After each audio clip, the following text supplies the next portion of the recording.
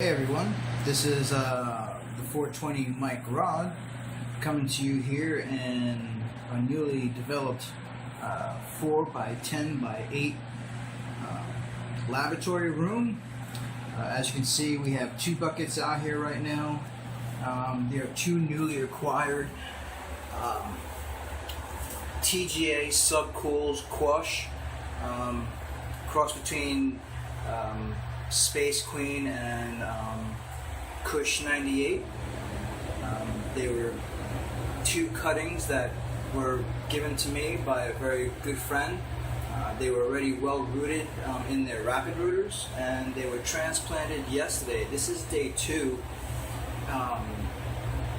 as we embark on an experiment with the gas lantern lighting technique. We're in the first 12 hours of light, and then we'll be cycling into 5 off, 1 on, and 5 off, and then back on to 12 on.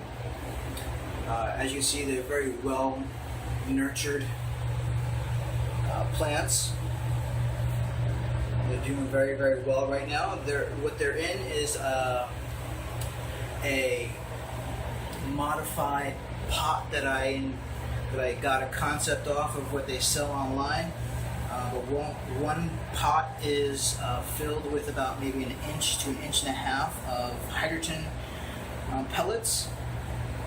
Then another bucket is filled with soil, but before that we cut a hole in it to put a 1 1/4 inch PVC pipe through it.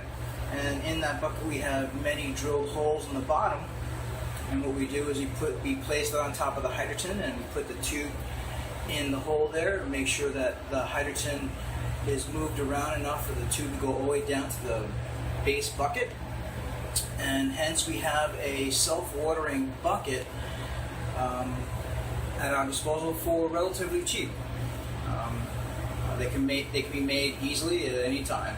If you want to know how to make one, just give me a shout out and I'll email you or get that back to you, but it's really relatively easy. Once again, this is the 420 mic rod. This is day 2 of our vegging of our 2 cuttings of TGA Subcools Porsche. Right now we have plenty of room in the room, as you can see. The space will be used in the future for some more seedlings that are being hatched right now. We have 5 other seedlings that are just now starting. 2 of them are very, what you want to call, difficult genetic strains. They're mainly grown on the outside in different climate than what we are normally. We can give them inside, and so it'll be an experiment. And the other seed is called Full Moon. Once again, there's not a whole lot about both genetics, except that they're a very difficult plant to deal with, and it'll be an experiment. That will be coming to you in the future as far as the videos. This room was thrown together really quick because our first room was disabled and unable to be used any longer. It also got very hot and uncontrolled heat, and so we had to scrap that room. As you can see right now, I'm going to be showing you what we're growing under. What we have here is an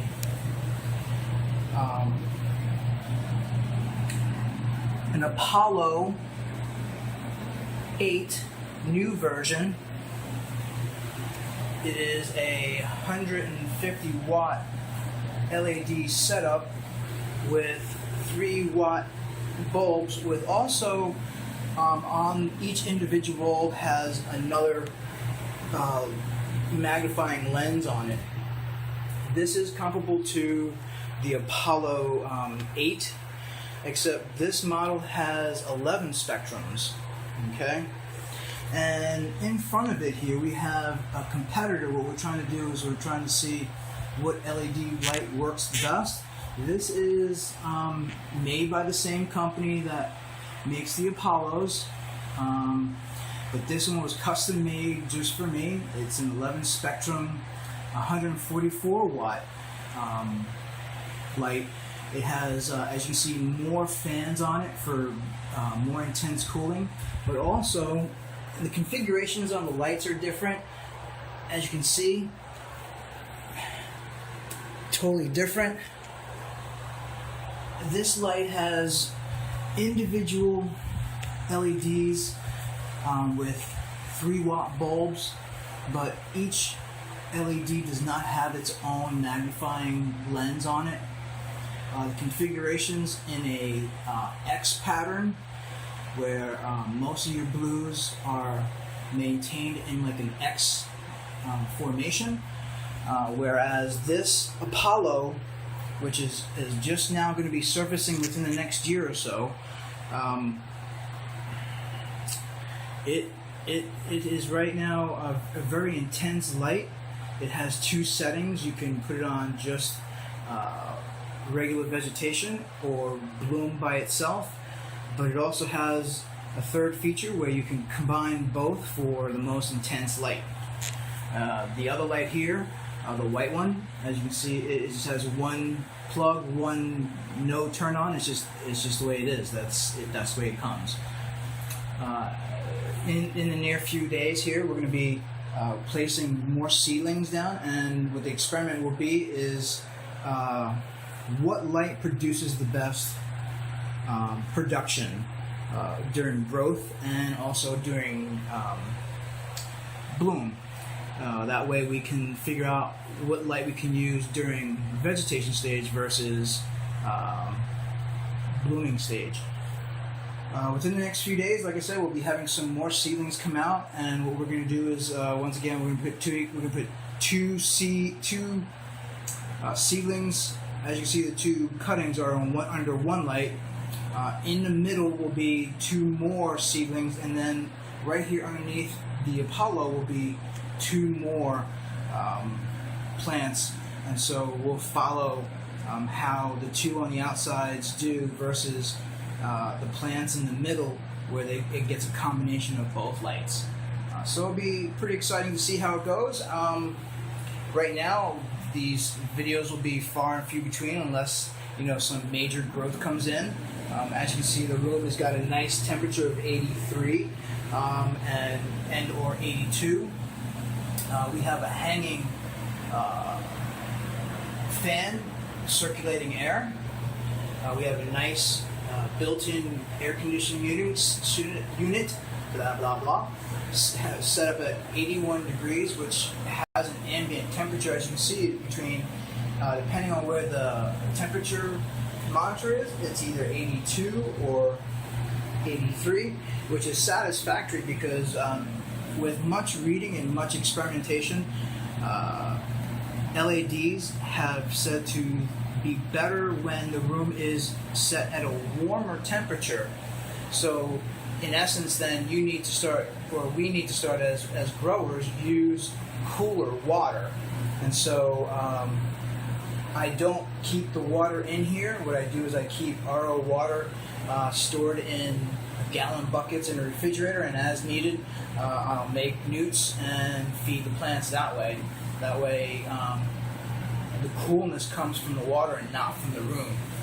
Reason being is because with high pressure sodiums, they emit a lot of heat, and so you want to keep the rooms cool. With LEDs, you see that a room, even with an air conditioner set at 80, the ambient temperature doesn't get any more than a degree or 2 more. And so you can afford to keep a higher temperature in the room for cost of savings of energy.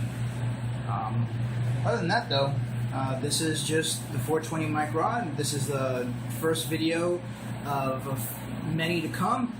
Thank you very much for watching, and hope you'll enjoy the progress of the Porsche and the next coming up seedlings. Have a great day. Be peace. Smoke 'em up.